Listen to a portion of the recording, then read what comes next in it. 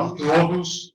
Coloquei para salvar, Daniel. Perfeito. Estão ouvindo? Joinha. Estou vendo a turma lá. Está vendo ali? Você está vendo ou não? Vocês estão me vendo? Estão vendo o Daniel aqui? Vocês viram que tem bolinho aqui para gente? Rapaz, estou aqui na casa do Daniel, o tratamento é outro. Olha, deixa eu falar, tem um chazinho aqui. Do que é o chazinho? Você sabe do que é esse bolo, cara? É bolo. Eu tenho certeza que a galerinha já comeu esse bolo aqui. É o bolo de aipim. Nossa. Doce roça? Já falei uma propaganda. Nossa, esse bolo é demais. Esse bolo é demais. Um fiozinho. Nossa. Melhor ainda. Então, nós vamos cancelar a aula para comer meu bolinho. Ai, ai. Turma, hoje a gente vai discutir, talvez seja a nossa última aula, assim, considerando-se que as expectativas de retorno da igreja na semana que vem, e se a gente voltar mesmo, a gente vai fazer um outro esquema, mas não deve fazer ao vivo aqui do jeito que é hoje, tá bom? Então, se tiver ainda, vai ser em outro esquema, mas hoje vai ter. Estamos juntos, não, pelo menos. Então, e o papo hoje é teologia pesada. Vamos? Aqui teologia não é para prato, é para muito prato. Então, nós vamos conversar um pouquinho de teologia. Manda aí, Daniel. O que você... Mano, é o seguinte, só tem pergunta fácil. Então tá bom. Mano. Então deixa para as crianças aí. Vamos lá. Mano, quais são os fundamentos da fé? Aqueles pontos que você fala, não, esses pontos, esses aspectos são inegociáveis. Fundamentos da fé. Vamos conversar um pouquinho, definir quais são os fundamentos. Você sabe que não há uma definição, digamos, estabelecida na história da igreja, de uma forma oficial, mas a gente vai entender que o fundamento da fé são aqueles pontos que, se você tirar, acho que é a primeira definição, se você tirar esses fundamentos, você não tem fé cristã, você tem alguma outra religião. Sim. E a segunda ideia é, agora indo mais ainda para o fundamento, a ideia é que um alicerce mais forte, há alguns pontos que, se você tirar, não tem salvação. Sim. Então, quando ele vai falar de fundamento, é de fundamento que saem as heresias. A gente não fala de heresia em outros níveis. Heresia sai daqui. Daniel, eu coloco os fundamentos em cinco pontos, na minha opinião, os fundamentos. O primeiro é a doutrina da Trindade, que envolve dois aspectos importantes: a divindade de cada uma das pessoas e a pessoalidade. Aí dá para definir, enfim, aí Pai, Filho e Espírito Santo, como que funciona. Alguns vão dizer que não tem hierarquia funcional, outros vão dizer que tem, enfim, mas essas são coisas menores. Mas a divindade dos três, de cada um dos três, e a pessoalidade dos três, isso é o que define a Trindade. O segundo ponto é a questão da salvação pela fé na obra de Cristo. Esse é o grande diferencial do cristianismo. As pessoas são salvas pela fé, não por obras ou com nenhuma contribuição. Terceiro ponto importante é a existência do sobrenatural. Okay. E isso aplicado especialmente à ideia da ressurreição corporal de Cristo e dos crentes. Então, não dá para ser crente sem crer no sobrenatural, e não dá para ser crente sem aplicar essa crença de sobrenatural na ressurreição.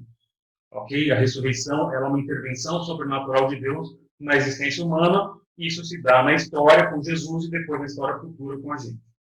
Então, Trindade, salvação pela fé e ressurreição são fundamentos mais importantes.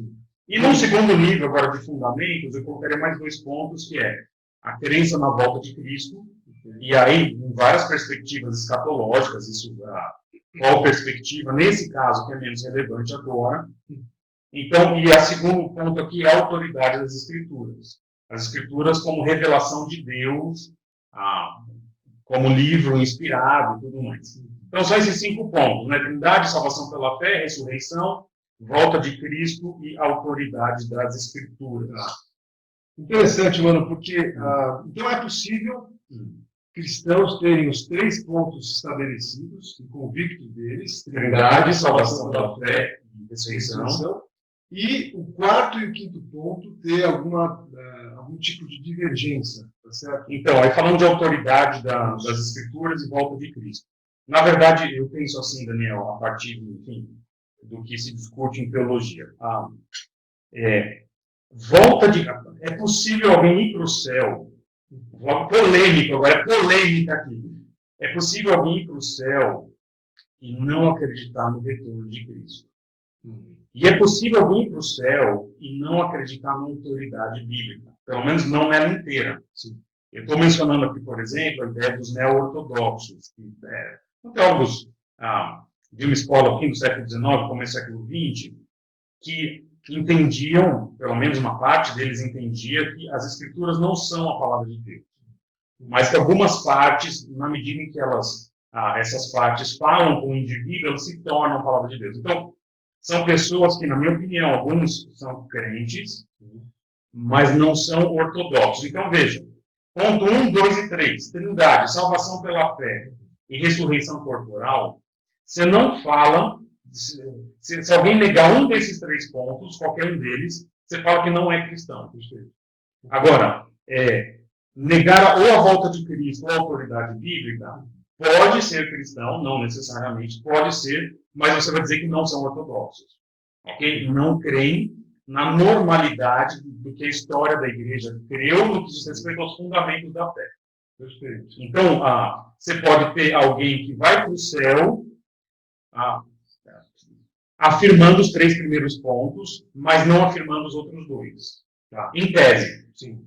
Agora, não tem como, na nossa leitura, na leitura histórica, né, ir para o céu, digamos assim, divergindo da ortodoxia nos pontos 1, 2, 3. Trindade, salvação pela fé e ressurreição corporal. Isso são fundamentos. Se você tirar um dos 3, a casa da salvação, a casa do cristianismo, tudo, ela cai. E é bom a gente lembrar, né, mano, queridos aí que estão ouvindo, que os 5 pontos são importantes. Né? Os 3 primeiros definem praticamente se a pessoa é crente ou não. E aí vem a importância de cada um de nós conhecermos cada vez mais, né? Especialmente esses 3 primeiros fundamentos, para que a gente tenha uma fé segura e a gente não se deixe levar por ventos de doutrina, né? por mídias sociais, por ensinamentos de gente que ensina muito bem às vezes, mas que distorce até um dos 3 primeiros pontos. Qual que é o problema? Né? O problema é que, eventualmente, quem vai distorcer essas questões, que são fundamentais, ele vai usar a terminologia que nós usamos. Isso. Então, ele vai falar, a salvação é pela fé, mas o que ele está dizendo de salvação não é o que a gente acredita como salvação. Perfeito. Ou fé, ele também define de um jeito levemente diferente. Então, tem que ficar atento nessas coisas, tem que definir os termos. Né? Enfim, então, para saber se estamos diante de um irmão ou de um falso irmão. Sem dúvida. Legal, joia. Agora, como é que a gente lida, mano, com os temas que são secundários? Né? Como é que a gente faz para lidar com esses temas que não são os primários, são aqueles que vêm à frente, mas os secundários? Vamos definir primeiro o que é um tema secundário, então. O tema secundário, ele não é que ele não é importante, mas em relação a esses primeiros 5 temas, eles têm uma relevância um pouco menor, no sentido de que são importantes, definem muita coisa, definem a qualidade do cristianismo. Então, o que é fundamental define se é cristianismo. Okay? Define depois se é ortodoxo ou não. Mas agora a gente vai definir, a partir de temas secundários, que são coisas menores que eu vou trazer para vocês aqui, como é a qualidade da vida cristã. Perfeito. Alguns temas menores, para você ter uma ideia. O que a gente debate de calvinismo, que é a eleição incondicional e os seus desdobramentos, e arminianismo, que há uma participação humana nessa escolha divina. Ok? Outro tema secundário, dons. Cara, é o tema que dá mais treta na igreja. Dons. Fala em línguas é para hoje, profecia é para hoje, dom de milagres é para hoje. E aí tem os sensacionistas que entendem que esses dons extraordinários foram para a época de fundamentação da igreja. E os pentecostais, que entendem que é necessária uma segunda experiência, né, que é o batismo com o Espírito Santo, e os carismáticos, que não entendem que é necessário o batismo com o Espírito Santo, mas que exercitam alguns desses dons extraordinários. Então, isso é tema secundário também. Agora, tem a sua relevância, assim, né? Então, a prática ou a qualidade da vida cristã do indivíduo vai depender de que ele pensa nessas coisas e do que ele pratica. E o último grande tema, secundário, mas no segundo nível, é o tema da escatologia, que é como que vai se dar a volta de Cristo. Então, qual é o processo, a ordem dos tempos, não é mais ou menos a expectativa do que acontece hoje, como que interpreta a Escritura, enfim. Então, esses temas aqui. Mas a pergunta foi como lidar, né, com os temas secundários. Aí nós temos que pensar. Aí você me ajuda aqui. Vamos junto. Eu penso, Daniel, que para lidar com o tema secundário, cada âmbito você lida de um jeito. Então, quanto mais distante, eu lidaria menos com o tema. Sim. Por exemplo, fora da igreja, fora do ambiente de igreja, rede social, faculdade, sabe, trabalho, pessoas que você conhece fora do ambiente da igreja. E eu lidaria, primeiro, pessoas que não são crentes, muito pouco lidaria nesses temas aqui. Nós vamos falar de salvação, em primeiro lugar. A pessoa não tem, às vezes, condição de compreender coisas mais fundamentais. Mas lidando com outros crentes nesses outros âmbitos, trabalho, faculdade, redes sociais, eu diria o seguinte, eu acho que não vale a pena entrar em grandes discussões aqui. Não são âmbitos em que a gente consegue produzir bons resultados. Não é? Então, normalmente não funciona. Não é? Eu concordo. Eu acho que se gasta muita energia e você, às vezes, acaba até perdendo um amigo, né? Ou, enfim, perdendo uma oportunidade de criar uma ponte de amizade, né? Quando você quer discutir assuntos fora do âmbito da igreja, que são assuntos secundários. Né? Então, você não vai discutir, não recomendo discutir, nem debater em mídias sociais, ficar parece que é uma ênfase pessoal, uma vaidade pessoal, e ficar se posicionando em um âmbito que eu acho que o desdobramento ele é muito mais negativo do que positivo. Sem dúvida, né? E você falou, despende-se muita energia, e eu diria o seguinte, o resultado ele é muito mirradinho, muito pequeno, e quando vem, normalmente, ele é mais negativo do que positivo. Sim. Agora, o problema é como se lida, então, você está dizendo que esses temas, dons, escatologia, o uso da psicologia no aconselhamento, por exemplo, você tem a posição que as escrituras são suficientes, e num extremo, plenamente suficiente, no outro que a escritura é bem limitada e a psicologia também é um tema secundário, é relevante para a qualidade da vida cristã. Mas nós estamos dizendo que essas pessoas que pensam diferente em dons, por exemplo, elas deveriam discutir isso na igreja, sem dúvida. E aí nós temos um desafio.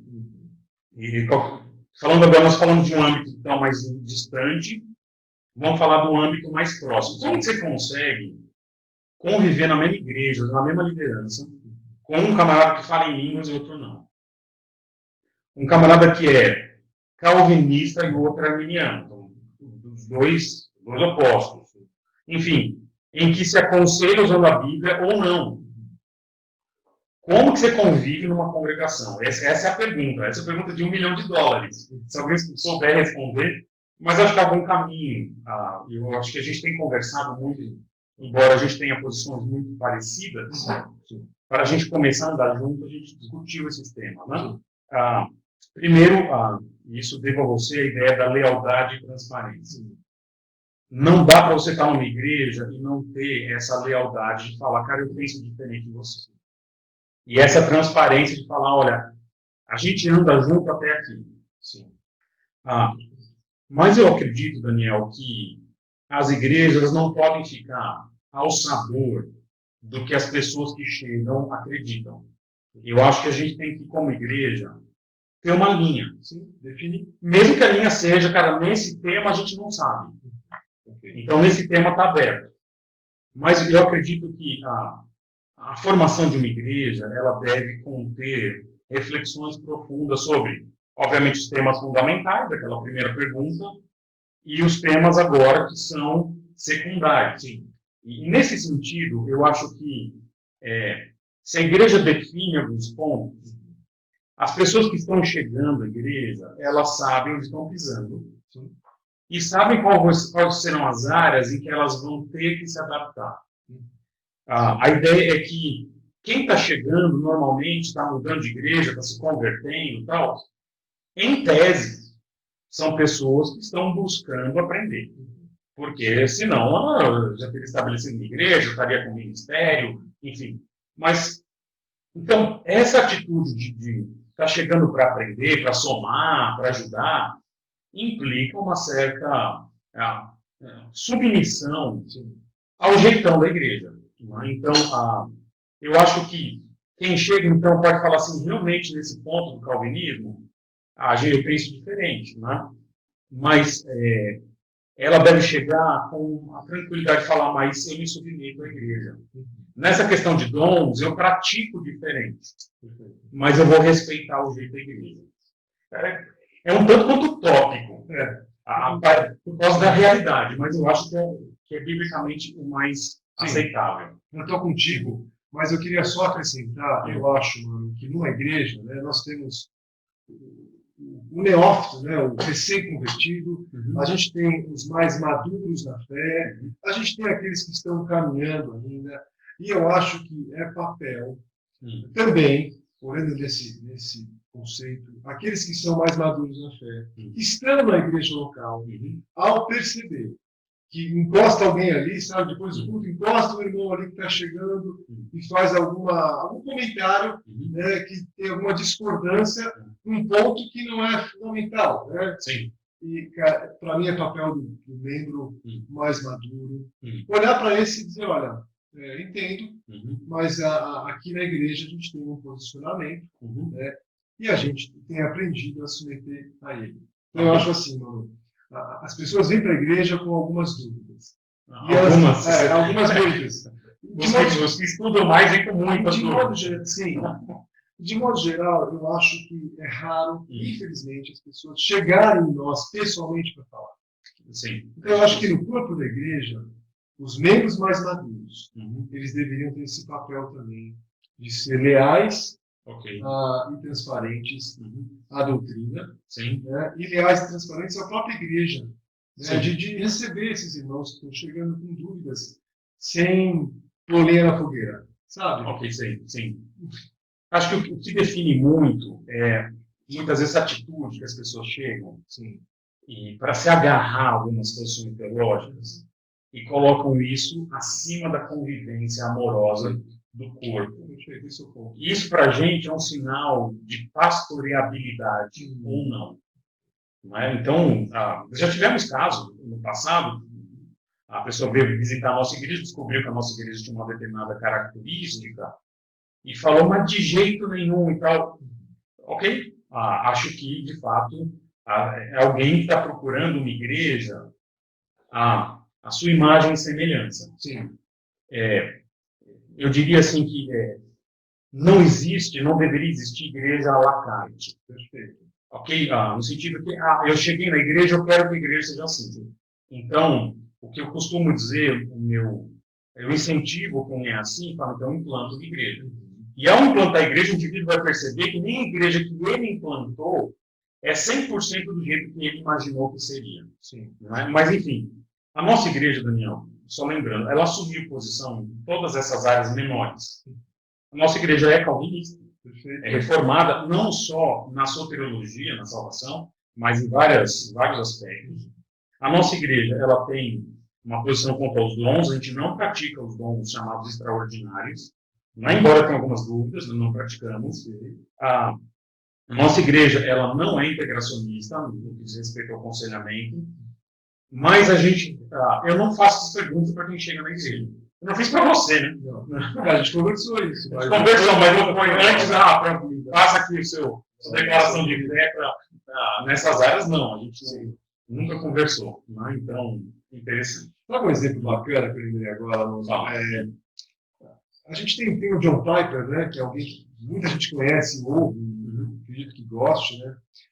E a própria igreja dele, ele tem um posicionamento numa área distinto de todo o corpo do presbitério. Ele é o único que tem um posicionamento diferente em uma área específica ali, importante para a igreja. E membros vão falar com ele porque sabem do posicionamento diferente. Ele diz: se submeta à liderança da igreja. Ok. Então, isso é um exemplo de um homem que tem mais proeminência que todos ali, mas isso se submeta à liderança da igreja, que a igreja tem. Seja leal, como eu tenho sido a liderança da igreja. Agora, essa convivência, Daniel, não é fácil. O que a gente vê, o normal camarada, isso a gente vê agora. Antigamente camarada era pentecostal, entrava numa igreja tradicional e dividia a igreja, criava um grupo de igreja renovada. Sim, o termo era renovado. Sim. Agora, né, o jogo virou. Então, você pega uma igreja renovada, tem um camarada reformado. E ele faz a mesma coisa, ele cria um grupinho e divide a igreja. O andar, claro que há situações que você tem que tirar a sua família da igreja, porque ela está prejudicando ali, enfim, convivência, a igreja ruim, teologicamente ruim, mas esse procedimento, de sair de uma igreja por essas questões, deveria ser regado a muita luta, a muita oração, a muita conversa, a um serviço incansável na igreja. E a gente não vê isso. Em geral, quem acha que tem razão, quer já uma solução rápida, quer mudar a igreja, tal, se não dá, ele muda de igreja. Essa é a realidade. Mas é isso que acontece mesmo. Infelizmente. É isso. Mano, são 10h25, né? Tá. Tem umas 7, 8 minutos para trazer um pouquinho. Sim, exato. Sim. Um pernilongo. Você quer pular? Mano. Aqui tem um pouquinho. Não, mas vocês gostaram do cenário aí? Comenta aí se gostaram do cenário. Quem gostou do cenário do trabalho para montar esse paredão aqui de pedra aqui, viu? Nossa, mas Deus permitiu. Chega um monte, né? Nossa, chegaram as pedras, a gente teve que erigir esse muro de pedras aqui. Erigir, gostei. Mano, e aí, vamos para o 3 aqui? Vamos para o 3. Então vamos lá. Quais áreas? Será que tem pergunta aí? Não, acho que não, né? Tem no chat? Deixa eu ver. Não, no chat está colocado. Pessoal, vamos bater papo a gente aqui comer bolinha. Quais são as áreas de maior dificuldade para você e para a igreja? Tá. Vou começar falando da igreja, como eu leio, sim, a maior dificuldade teológica da igreja, tá? Da nossa igreja e das igrejas em geral. Eu acho que a maior dificuldade, Daniel, é como as pessoas encaram a teologia. O que o pessoal pensa? Eu tenho minha vida. Eu trabalho, tenho minha família, tenho meu sustento, tenho meus amigos, tenho meu relacionamento com a minha esposa. E ele pega a teologia bíblica ou a igreja, que eventualmente estão ligados, e ele pega e coloca em mais uma área. Então, ele tem todas essas áreas e coloca a teologia ali no finalzinho. E eu acho que a maior dificuldade é os irmãos compreenderem que não é assim que funciona no Novo Testamento. No Novo Testamento, a conversão é um processo tão radical, que é o seguinte: chega e vem a teologia bíblica, a vida até de igreja, sob certos aspectos, pelo menos no ensino da igreja, ocupa o todo. Ocupa o todo. E dali você tira as diversas aplicações para o trabalho, para a família, para a sexualidade, no casamento, para a forma como você encara as coisas do seu dia a dia. Então, eu acho que a maior dificuldade é as pessoas perceberem que a teologia, o ensino bíblico, não é só uma área que diz, não estou interessado. Não. Ele é o todo. Então, o domingo, por exemplo, na minha opinião, ele deveria ser o momento que prepara para a semana toda. E as pessoas às vezes não enxergam isso. Falam assim, hoje não estou afim. Hoje não sei o que lá. E não compreendem que aquilo deveria ser a base de uma vida melhor nas outras áreas. Então, eu acho que essa é a maior dificuldade que a gente vê, que eu vejo, não só na nossa igreja, no ministério há 15 anos, de igreja de forma geral. Quanto às minhas dificuldades, eu tenho algumas lutas com algumas questões específicas dentro da cristologia. Eu tenho umas dúvidas sinceras de alguns textos. Sinceras, eu estou sendo bonzinho comigo. Dúvidas reais. E tenho sérias dúvidas, tendo dado aula de 1 Coríntios, quanto à aplicação de 1 Coríntios 14 para a atualidade, que é como que você usa línguas e profecia na atualidade, se a gente acredita que há uma boa probabilidade de terem sido encerrado no ano 70. Então, por que esse capítulo existe? Enfim, então, são dúvidas ali que eu tenho. E eu tenho dúvidas sinceras também, qual o papel do Antigo Testamento? Tem ocupado minha mente há alguns anos, quão aplicáveis são os 10 mandamentos. Um presbiteriano não tem essa dúvida, né? Ele é 100% para hoje. Eu tenho algumas dúvidas. Eu não gosto de espiritualizar o sábado, por exemplo. Então, isso é uma coisa que mexe um pouco comigo.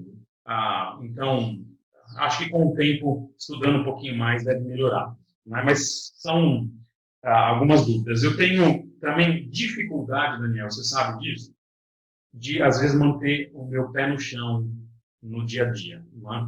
Há uma história antiga, famosa, do indivíduo que caminhava em volta do lago, né, pensando nas coisas de Deus. Eu não lembro qual, se foi Anselmo de Cantuária, se foi algum outro, enfim.